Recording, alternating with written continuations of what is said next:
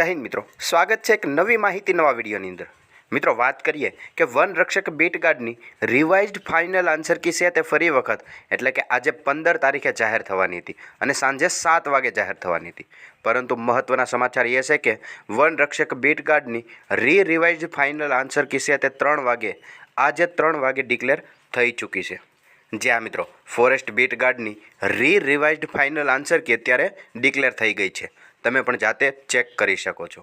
જે ગુજરાત ગૌણ સેવા પસંદગી મંડળની ઓફિશિયલ વેબસાઇટ છે તેની ઉપર તમે લોગિન કરીને તમારી જે રિવાઇઝ્ડ ફાઇનલ આન્સર કી છે તે ચેક કરી શકો છો। તમે અહીંયા જોઈ શકો છો ગુજરાત ગૌણ સેવા પસંદગી મંડળની જે ઓફિશિયલ વેબસાઇટ છે તેમની અંદર લોગિન થઈને તમારે તે આન્સર કી ડાઉનલોડ કરવાની હોય છે। તેમની માટે તમારે તમારો કન્ફર્મેશન નંબર અને ડેટ ઓફ બર્થ જે DDMMYYના ફોર્મેટમાં એડ કરીને તદુપરાંત જે અહીંયા તમને કેપ્ચા કોડ દેખાય તે અહીંયા એન્ટર કરીને જેવા તમે લોગિન ઉપર ક્લિક કરશો એટલે તમારું પેજ લોગિન થઈ જશે।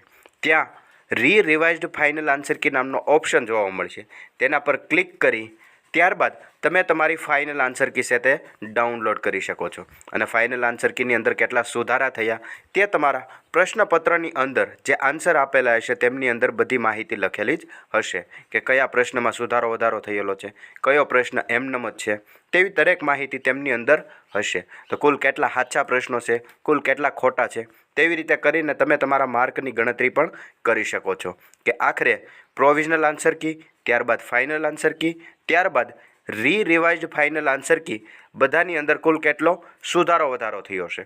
શું પ્રોવિઝનલ આન્સર કી પ્રમાણે તમારે માર્ક રહેશે એ બધી ગણતરી તમે જાતે જ કરી શકો છો।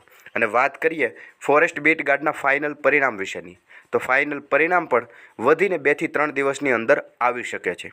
કારણ કે હસમુખ પટેલ સાહેબ દ્વારા કહેવામાં આવેલું હતું કે પ્રોવિઝનલ આન્સર કી બાદ જે આ રિવાઇઝ્ડ ફાઇનલ આન્સર કી છે તે ડિક્લેર થયા પછી 15 જુલાઈ પછી ડાયરેક્ટ ફોરેસ્ટ બીટ ગાર્ડનું ગ્રાઉન્ડ માટેનું જે મેરિટ લિસ્ટ છે તેમને જાહેર કરવામાં આવશે, જે ફાઇનલ પરિણામ છે તેમને જાહેર કરવામાં આવશે। તો બની શકે કે આન્સર કી અત્યારે ડિક્લેર થઈ ગઈ છે અને ફાઇનલ પરિણામ પણ ટૂંક સમયમાં જ આવી શકે છે। જ્યાં મિત્રો વન રક્ષકને લગતી એક મહત્ત્વની અપડેટ હતી જે વિડીયોની અંદર વિગતવાર જોઈ। તદુપરાંત આવી માહિતી જોતા રહેવા માટે હમણાં જ ચેનલને સબસ્ક્રાઈબ જરૂરથી કરી લેજો।